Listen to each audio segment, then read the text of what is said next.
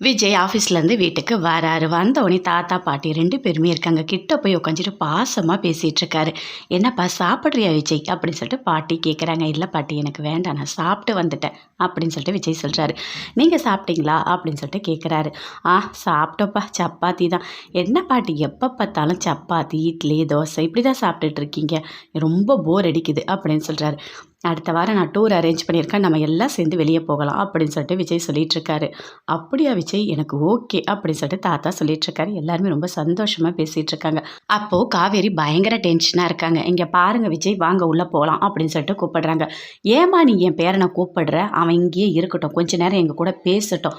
உனக்கு என்ன பிரச்சனை?" அப்படின்னு சொல்லிட்டு பாட்டி கேட்குறாங்க. "அதெல்லாம் ஒன்றும் இல்லை பாட்டி. நைட்டு டைம் அதிகமாகுது. நீங்கள் 2 பேரும் கண்ணு முழிச்சுக்க வேண்டாம். அதனால தான் நான் அவரை கூட்டிகிட்டு போகிறேன்." அப்படின்னு காவேரி சொல்கிறாங்க. "அதெல்லாம் ஒன்றும் இல்லை. எங்கள் பேரன் என் கூட எவ்வளோ நாள் பேசட்டும். அதெல்லாம் ஒன்றும் இல்லை." அப்படின்னு சொல்லிட்டு பாட்டி சொல்கிறாங்க. "வாங்க விஜய்." அப்படின்னு சொல்லிட்டு கூப்பிடுறாங்க.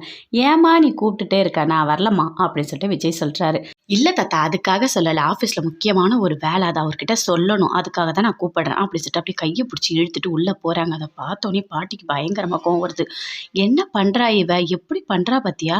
பேரன் நம்ம கூட பேசக்கூட கூடாதுன்னு அவ்வளோ பொறாமப்பட்டு பிடிச்சி கூட்டிகிட்டு போகிறா." அப்படின்னு சொல்லிட்டு பாட்டி சொல்கிறாங்க. உடனே ராதாவும் சொல்கிறாங்க. "ஆமாம்மா ஆமாம், எப்படி பண்ணுறா பார்த்தியா?" அப்படின்னு சொல்லிட்டு. "ஆமா, நீ மட்டும் எப்படி இருந்த? நாம 2 பேரும் கல்யாணம் பண்ணும்போது அப்படி தானே இருந்த? அவங்க சின்ன சிறுசு அப்படி தான் இருப்பாங்க. விடு. அதெல்லாம் நீ பெருசா எடுத்துக்காத." அப்படின்னு சொல்லிட்டு தாத்தா பாட்டிக்கிட்ட சொல்றாங்க. நிவின் வீட்டுக்கு போய் மாடியில பயங்கரமா யோசிச்சுட்டு இருக்காரு. என்ன நடந்திருக்கும்? எதுக்காக அவர் அப்படி சொல்றாரு? 10 மாசம் வரைக்கும் தான் நாங்க சேர்ந்து வாழ்வோம். அதுக்கப்புறம் வாழ மாட்டோம். நீ காவேரியை கல்யாணம் பண்ணிக்கலாம். அது வரைக்கும் வெயிட் பண்ணு அப்படின்னு எதுக்கு சொன்னாரு? அப்போ காவேரி பணத்துக்காக தான் கல்யாணம் பண்ணாளா? அப்படியாப்பட்ட பொண்ணு இல்லையே. பணத்துக்காக காவேரி பண்ண மாட்டாளே. என்ன நடந்திருக்கும்? ஏதோ நடந்திருக்கு. அத நம்ம தெரிஞ்சுக்கணும் அப்படின்னு சொல்லிட்டு நிவின் பயங்கரமா யோசிச்சுட்டு இருக்காரு. காவேரி விஜய உள்ள கூட்டிட்டு போறாங்க. கூட்டிட்டு போய் பயங்கரமா திட்டுறாங்க.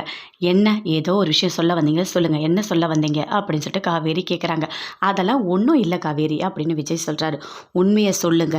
என்ன சொன்னீங்க?" அப்படின்னு சொல்லிட்டு. "ஆமா, நான் நிவின் கிட்ட சொன்னேன். கொஞ்ச நாள் வெயிட் பண்ணு. காவேரி நீ கல்யாணம் பண்ணிக்கலான்னு சொன்னேன்." அப்படின்னு விஜய் சொல்றாரு. அத கேட்டோனே பயங்கரமா கோவம் வருது காவேரிக்கு. "உங்களுக்கு எவ்வளோ தைரியம் இருந்தா நீங்க இப்படி சொல்லியிருப்பீங்க. நல்லா புரிஞ்சுக்கங்க சார். 1 வருஷம் மட்டும் தான் உங்களுக்கு அக்ரீமெண்ட்டு. அதுக்கப்புறம் நான் என்ன பண்ணணுன்றத நான் யோசிச்சுப்பேன். நிவின் என்ன பண்ணணுன்றத அவன் யோசிப்பான். எங்க 2 பேர பத்தி நீங்க யார் யோசிக்க? உங்களுக்கு என்ன உரிமை இருக்கு? எப்ப பார்த்தாலும் இத பண்ணுவேன், அத பண்ணுவேன்னு ஏதாவது ஒண்ணு சொல்லிட்டே இருக்கீங்க. நீங்க எதுக்காக நிவின பார்த்து இதெல்லாம் சொன்னீங்க? கொஞ்சம் கூட அறிவே கிடையாதா உங்களுக்கு? அக்ரீமெண்ட் வரைக்கும் தான் நான் இங்க இருப்பேன். இதே மாதிரி நீங்க பண்ணிட்டு இருந்தீங்கன்னா அவ்வளோதான். எதுக்காக நீங்க இவ்ளோ மோசமா, மட்டமா நடந்துக்கிறீங்க?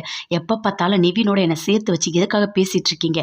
நிவின் என்ற ஒரு ஆள் என்னோட வாழ்க்கையிலேயே இல்ல. அது தெரியுமா உங்களுக்கு?" அப்படின்னு சொல்லிட்டு காவேரி சொல்றாங்க.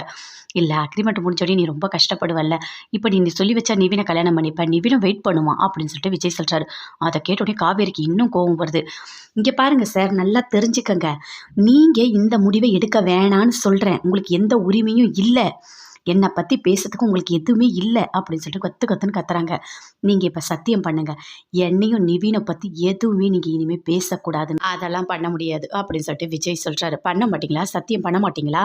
அப்ப நான் இப்பயே தாத்தா கிட்ட போறேன். போயிட்டு நடந்த எல்லாத்தையுமே சொல்றேன். இந்த மாதிரி நானும் இவரும் அக்ரீமெண்ட் தான் கல்யாணம் பண்ணியிருக்கோம்.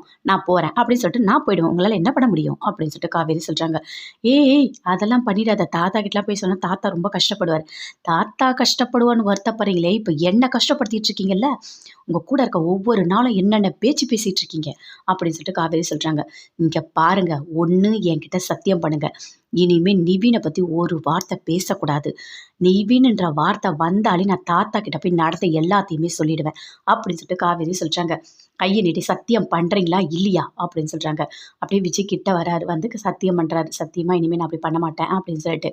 அங்கருந்து பயங்கர கோவமா காவேரி போறாங்க. கங்கா, குமரன் 2 பேருமே இருக்காங்க. அப்போ கங்கா துணி துவைச்சுட்டு இருக்காங்க. "எனக்கு ஒரு கனவு வந்தது நைட்டு." அப்படின்னு குமரன் சொல்றாரு. "அப்படியா? சொல்லுங்க என்ன?" அப்படின்னு சொல்றாங்க. "அதுவா அதுவா சரி போங்க." அப்படின்னு சொல்றாங்க. "என்ன? ஏதாவது ஒண்ணு சொன்னா கேட்க மாட்ற, போங்கன்னு சொல்ற." அப்படின்னு குமரன் சொல்றாரு. "உங்களால எதுவா இருந்தாலும் சொல்லாம இருக்க முடியாதுன்னு எனக்கு தெரியும்." அப்படின்னு கங்கா சொல்றாங்க. அப்புறம் நடந்த கதை எல்லாத்தையுமே சொல்கிறாரு. அப்போ கரெக்டாக ஃபோன் அடிக்குது. எழுந்துக்கிறாங்க நர்மதா. யார் இந்த மாதிரி ரிங்டோன் வச்சா அப்படின்னு சொல்லிட்டு குமரன் ஓடி வந்து ஆஃப் பண்ணுறாரு.